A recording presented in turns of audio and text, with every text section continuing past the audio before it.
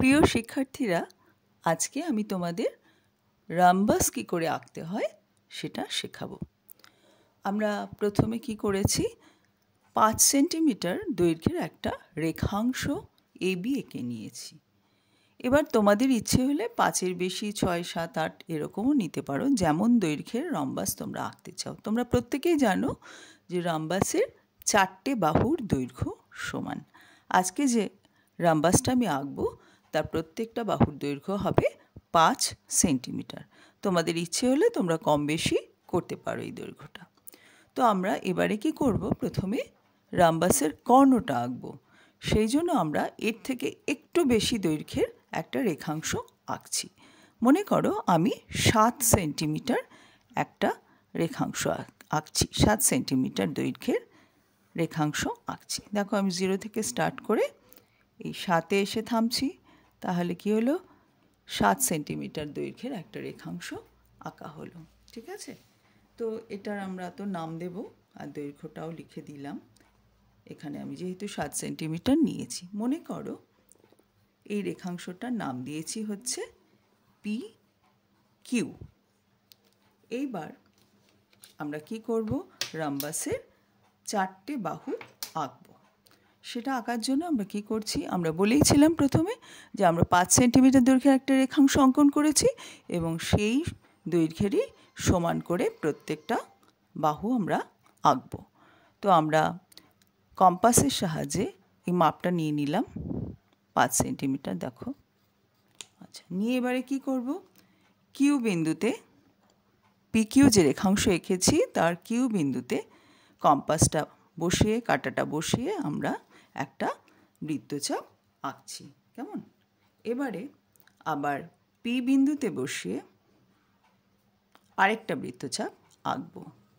P Q রেখাংশের এটা কিন্তু ওপরের দিকে আঁকছি। আবার ওই একই মাপ নিয়ে এবারে আমরা পি বিন্দুকে কেন্দ্র করে নিচের দিকে আরেকটা বৃত্তচাপ আঁকলাম।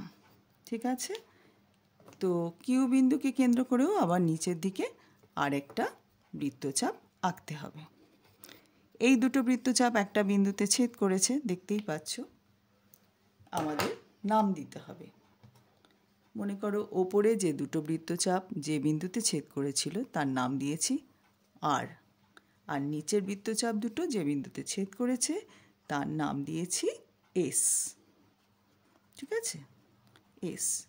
এবারে কি করব, আমরা পি বিন্দুর সঙ্গে আর বিন্দু যুক্ত করে দেব। পি বিন্দুর সঙ্গে আমরা আর বিন্দু যুক্ত করছি স্কেলের সাহায্যে। স্কেলটা ঠিক করে বসাবে আর এইভাবে পেন্সিলটা খাড়া করে ধরে পয়েন্টটার সঙ্গে মিলিয়ে নেবে। তাহলে পি আর একটা বাহু পেলাম রাম্বাসের। এবার আর বিন্দুর সঙ্গে আমরা কিউ বিন্দু যুক্ত করছি। ঠিক আছে, এইবারে নিচের দুটো বাহু আঁকতে হবে। আমরা পি বিন্দুর সঙ্গে এস বিন্দু যুক্ত করব। যুক্ত করে দিলাম। ঠিক আছে, এবারে এস বিন্দুর সঙ্গেও কিউ বিন্দু যুক্ত করব স্কেলের সাহায্যে। একটু সরিয়ে নিচ্ছি, দেখো এইবারে পেন্সিলটা বসিয়েছি, যুক্ত করে দিলাম। তাহলে দেখো, আমরা যেহেতু বৃত্তচাপগুলো 5 সেন্টিমিটার দৈর্ঘ্যে নিয়েছিলাম, পি বিন্দুতে কম্পাস বসিয়ে একটা চাপ এঁকেছি, আবার কিউ বিন্দুতে বসিয়েও ওই একই দৈর্ঘ্যের অর্থাৎ 5 সেন্টিমিটার দৈর্ঘ্যের বৃত্তচাপ এঁকেছিলাম। সেই বৃত্তচাপ দুটো আর বিন্দুতে ছেদ করেছিল।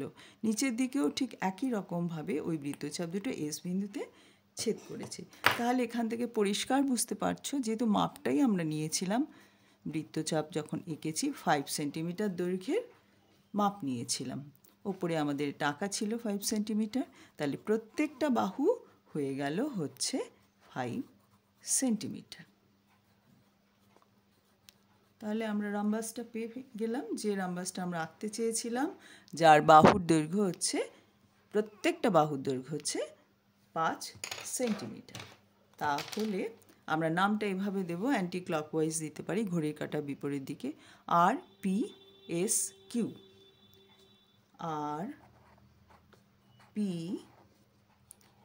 RPSQ হলো উদ্দিষ্ট রম্বাস, যে রম্বাসটা আমরা আঁকতে চেয়েছিলাম, সেই জন্য উদ্দিষ্ট কথাটা বললাম। আমরা বলেছিলাম যে 5 সেন্টিমিটার দৈর্ঘ্যের, প্রত্যেকটা বাহুর দৈর্ঘ্য 5 সেন্টিমিটার হবে এমন একটা রম্বাস আঁকবো। তো সেই রম্বাসটা আমরা এঁকে ফেললাম। দেখো খুব সহজেই কিন্তু আমরা রম্বাস আঁকাটা শিখে গিয়েছি। খুব ভালো করে খেয়াল করবে যে কম্পাসটা যেন একদম নড়ে না যায়। যে মাপটা নিয়েছো সেই মাপটা দিয়েই কিন্তু প্রত্যেকটা বাহু আঁকতে হবে, কারণ আমরা সবাই জানি যে রম্বাসের প্রত্যেকটা বাহুর দৈর্ঘ্য সমান হয়। আর ছবিতে পুরো দেখতে পাচ্ছ যে একটা কোণও কিন্তু সমকোণ হয়নি রম্বাসের, সেটাও একটা বৈশিষ্ট্য। আর বিপরীত বাহুগুলো কিন্তু সমান্তরাল হয়েছে। তাহলে RPSQ হলো উদ্দিষ্ট রম্বাস। আশা করি তোমরা প্রত্যেকেই বুঝতে পেরেছো। Thank you.